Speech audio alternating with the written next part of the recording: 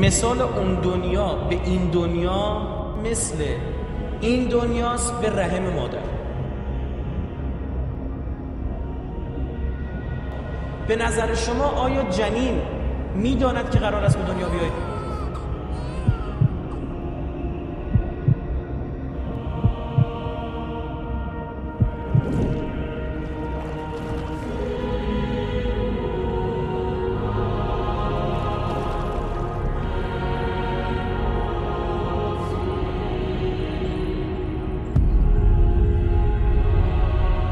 مثال اون دنیا به این دنیا مثل این دنیاست به رحم مادر.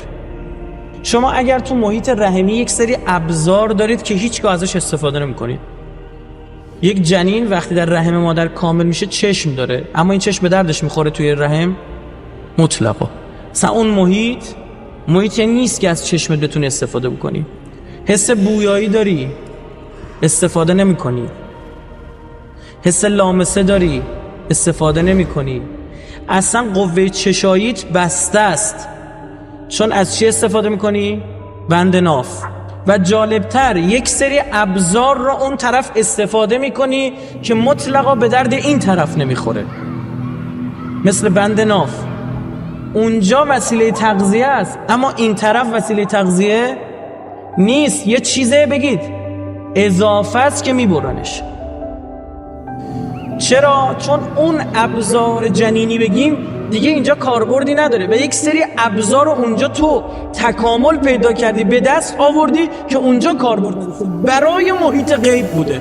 یک سوال، به نظر شما آیا جنین میداند که قرار است به دنیا بیاید؟ اصلا میداند جنین؟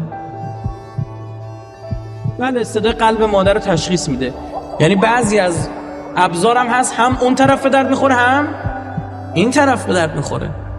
جنین درکی از دنیای پس از این نداره، جنین درکی از دنیای خارج نداره.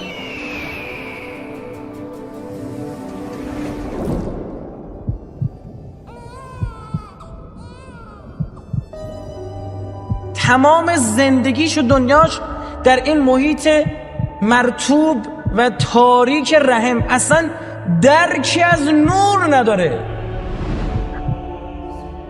جنین در ظلمت محضه.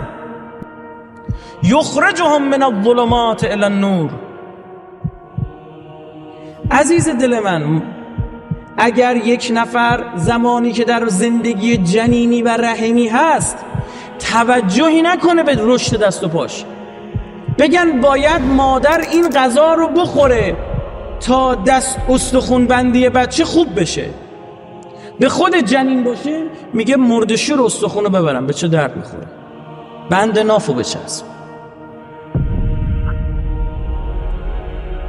همینها همینطور که مضحک به نظر میرسه این رفتار جنین، همینطور مضحک به نظر میرسه رفتار ما تو این عالم جنینی بزرگ.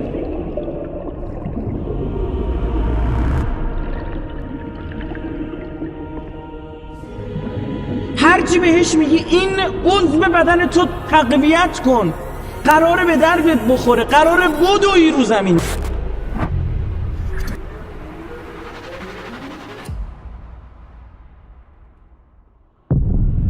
میگه کدوم دویدن؟ اینا همش شروره، اینا همش مزخرفات و لاتایلاته. من همینجا رو میشناسم، من همین محیط رو میشناسم، تنها موجودیرم که میشناسم این صدا قلب است. اصلا جالب اینجاست جنین درکی از این نداره که در درون وجود دیگری است. مادر بهش میگه من از رگ گردن به تو نزدیکترم. کدوم مادر؟ اصلا مگه مادر درک میکنه؟ نه، یه بند روزی بهش وصله، از طریق همون ارتزاق میکنه، غذا میخوره، اما حالیش نیست کی داره روزیشو میرسونه. اصلا درک از این مسئله نداره، در جهل محض، در ظلمات محض. فلذا این که درک نداشته باشی دلیلی بر نبودن نیست. بیاید بفهمید این جنینی که باید چشاش خوب درست می شده، زبانش خوب مزه ها رو تشخیص می داده، سلول های بویایی خوب میتونسته تشخیص بده انواع رایحه ها رو، دست و پاش خوب قوت میگرفته که بتونه جسمی رو بگیره و بتونه بدوه. رشد پیدا نمیکنه، به دنیا میاد، موقعی به دنیا اومدنم مقاومت میکنه، نمیخواد، جون کندنش سخته براش. وقتی به دنیا میاد، لحظه به دنیا آمدن چشماش تا باز میشه و این دنیای جدید رو میبینه، اصلا کل تصوراتش میریزه به هم. یه خورده که میگذره بزرگ میشه، میبینه بقیه دارن میدوئن، این پاهاش خوب رشد بگید نکرده. میبینه بقیه از رنگا صحبت میکنن، بقیه دارن از یه سری اشیاء صحبت میکنن، این که این فقط میتونه لمسشون کنه. عجب یوم الحسرت، چه حسرتی میخوره.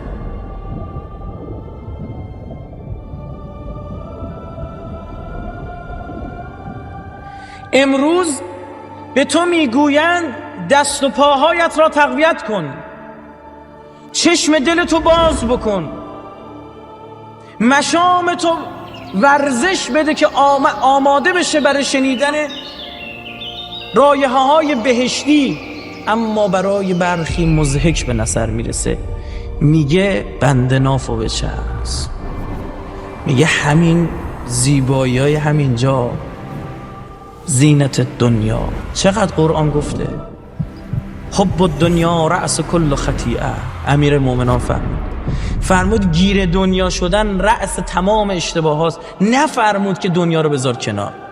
اصلا و ابدا این نبود که بگن بنده نافو ول کن، یه اشتباه داری میکنی، به درد نمیخوره بنده ناف. نه، باید باشه، اصلا صحبت این نیست. میخواست بهت بگه که همه چی بنده ناف نیست، همه چی این دنیا نیست، همه چی این 2 روز خوردن و خوابیدن نیست.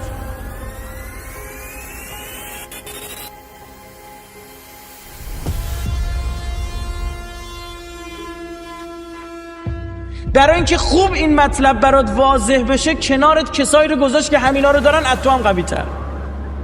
چیا؟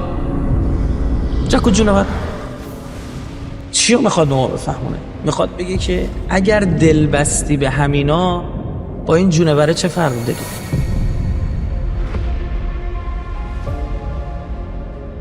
پس کجای این جریان چسبیده به بند ناف؟ میگه همه چی همینه، همه چی همین زن و بچه و فلان این بحثاست. اینا رو بهت داد که رشد پیدا کنی. لازم بود برای این که روزی دست و پا داشته باشی بند نافی باشد. بند ناف را داد که دست و پا پیدا کنی، وگرنه میخواهی چه کار این زندگی را؟ چطور زندگی کنم؟ این اصل ما، شعور زیستن.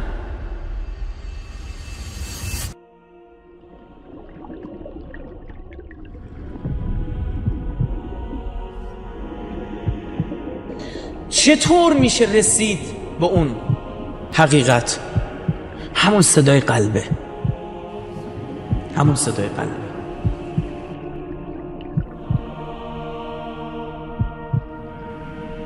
همون صدای قلبه.